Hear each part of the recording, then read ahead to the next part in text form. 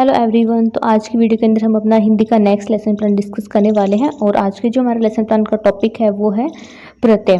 और इससे पहले हमने हिंदी के और भी बहुत सारे लेसन प्लान डिस्कस कर लिए हैं। अगर आपने वो नहीं देखे तो वो भी देख सकते हैं। ये लेसन प्लान देखने के बाद वो सारे लेसन प्लान आपको इस चैनल के ऊपर मिल जाएंगे और इस चैनल के ऊपर उन सब लेसन प्लान की आपको एक अलग से PDF मिल जाएगी।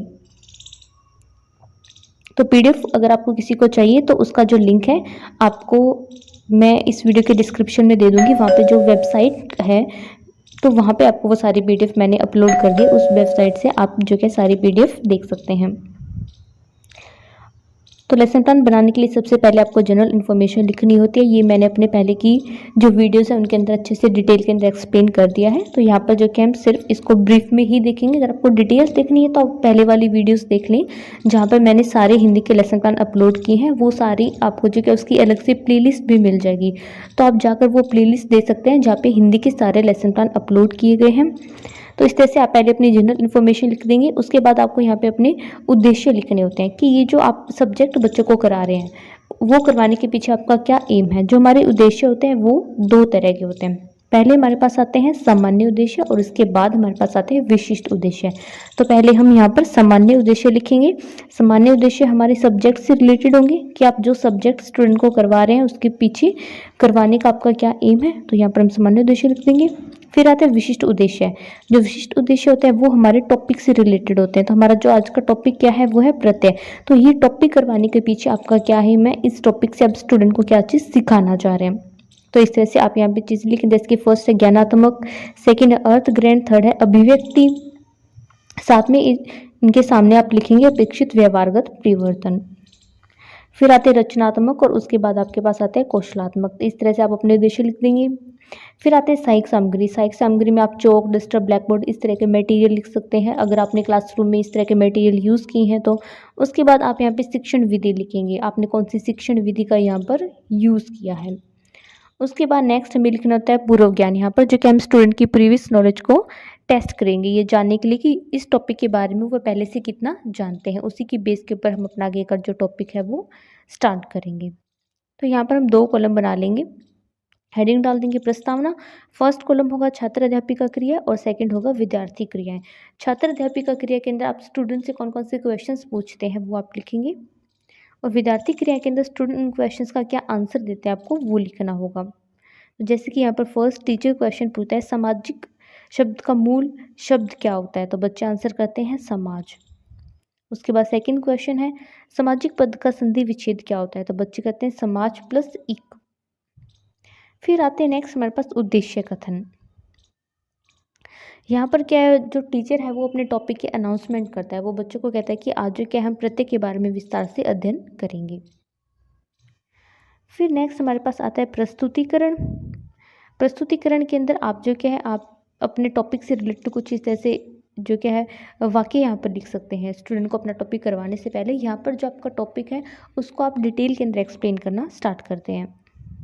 तो यहाँ पर आप 3 कॉलम बना लेंगे। फर्स्ट कॉलम होगा शिक्षण बिंदु, सेकंड होगा छात्र अध्यापिका क्रिया और थर्ड हमारे पास होगा विद्यार्थी क्रिया। शिक्षण बिंदु के अंदर आप स्टूडेंट से जो भी टॉपिक आज उनको क्लास में करवा रहे हैं उस टॉपिक से जो भी आपके मेन पॉइंट्स होंगे वो आप यहाँ पर लिखेंगे। और छात्र अध्यापिका क्रिया के अंदर जो एक क्लासरूम के अंदर टीचर की एक्टिविटी होगी वो आपको यहाँ पर लिखना होता है। टीचर स्टूडेंट से कोई क्वेश्चंस पूछ रहा है या फिर जो टीचर है वो स्टूडेंट के किसी क्वेश्चन का आंसर दे रहा है तो वो आप यहाँ पर लिखेंगे। और विद्यार्थी क्रिया के अंदर स्टूडेंट आपके किसी क्वेश्चन का क्या आंसर दे रहे हैं वो आपको लिखना होता है। जिसके पहला हमारा शिक्षण बिंदु आता है ताजमहल एक ऐतिहासिक स्थल है। अब यहाँ पर टीचर जो क्या है स्टूडेंट से कुछ क्वेश्चन पूछता है। जैसे कि फर्स्ट क्वेश्चन है प्रस्तुत वाक्य में रेखांकित शब्द क्या है, तो बच्चे आंसर करते हैं ऐतिहासिक, क्योंकि हमने यहाँ पर ऐतिहासिक वर्ड को क्या किया यहाँ पर अंडरलाइन किया। तो इसी तरह से आप अदर क्वेश्चंस भी इस तरह से स्टूडेंट से पूछते जाएंगे और स्टूडेंट उनका जो आंसर देंगे वो आप विद्यार्थी क्रिया वाले कॉलम के अंदर उसके सामने लिखते जाएंगे। आई होप आपको सारी चीज़ें अच्छे से समझ में आ रही है। किसी स्टूडेंट को कुछ भी डाउट है तो वो कमेंट करके पूछ सकता है। यहाँ पे हम लिखते हैं अमरनाथ एक धार्मिक स्थल है।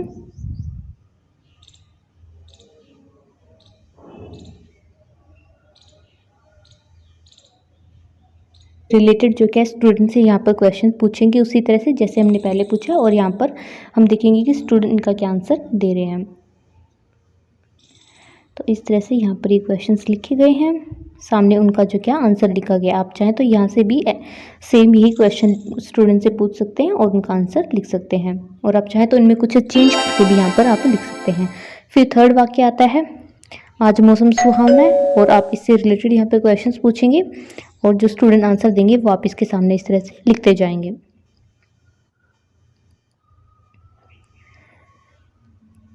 और आप देखेंगे कि स्टूडेंट आपके क्वेश्चन का क्या रिस्पॉन्स दे रहे हैं। फिर नेक्स्ट हमारा वाक्य है, जंगल बड़ा डरावना है। तो इसी तरह से यहाँ पर भी हम स्टूडेंट से क्वेश्चंस पूछेंगे और देखेंगे स्टूडेंट के आंसर दे रहे हैं। फिफ्थ हमारा वाक्य आता है, चिल्लाहट। तो यहाँ पर भी इसी तरह से हमें क्वेश्चंस पूछने हैं जैसे हमने पहले स्टूडेंट से पूछे हैं, और उनका आंसर हम उनके सामने इस तरह से लिख देंगे। फिर आता है नियमीकरण। अब जो हम बच्चों को बताएंगे सबसे पहले प्रत्यय की परिभाषा, क्योंकि पहले हमने उन्हें एग्जाम्पल दिया है, एग्जाम्पल देने के बाद अब हम उन्हें थ्योरी करवाएंगे। तो ये जो क्या एक हमारा नया टीचिंग मेथड होता है, जिसमें हम पहले बच्चों को एग्जाम्पल करवाते हैं, उसके बाद जो क्या उनको थ्योरी करवाते हैं। इस टीचिंग मेथड को क्या बोलते हैं ये आप कमेंट करके बताएंगे, क्योंकि आपको पता होना चाहिए। क्योंकि हमारी टीचिंग की दो अप्रोच होती है, एक हम जाते हैं पहले थ्योरी करवाते हैं उसके बाद एग्जाम्पल करवाते हैं, और एक होता है हम पहले एग्जाम्पल करवाते हैं उसके बाद हम उन्हें थ्योरी करवाते हैं। तो लेकिन जो लेटेस्ट जो हम अप्रोच यूज़ करते हैं वो है पहले बच्चों को एग्जाम्पल करवाना और उसके बाद उन्हें थ्योरी करवाना। तो पहले हमने बच्चों को प्रत्येक एग्जाम्पल करवाए, उसके बाद हम उन्हें प्रत्येक की परिभाषा करवाएंगे और उसके बाद हम उन्हें कुछ और एग्जाम्पल यहाँ पर करवाएंगे। उसके बाद आता है प्रत्येक के प्रकार। अब हम उन्हें प्रत्येक के प्रकार के बारे में बताएंगे कि प्रत्येक कितने प्रकार के होते हैं। फिर लास्ट में हम उनको ब्लैक बोर्ड के ऊपर इस तरह से कुछ कार्य करने के लिए दे देंगे। तो इस तरह से जो कि हमारा लेसन प्लान कंप्लीट हो जाता है। आई होप वीडियो आपके लिए हेल्पफुल रही है। हेल्पफुल रही तो वीडियो को लाइक कर दें और चैनल को सब्सक्राइब कर दें। साथ में आप इसको अदर स्टूडेंट के साथ शेयर भी कर सकते हैं, और ये लेसन प्लान आपको कैसा लगा ये आप कमेंट करके बता सकते हैं।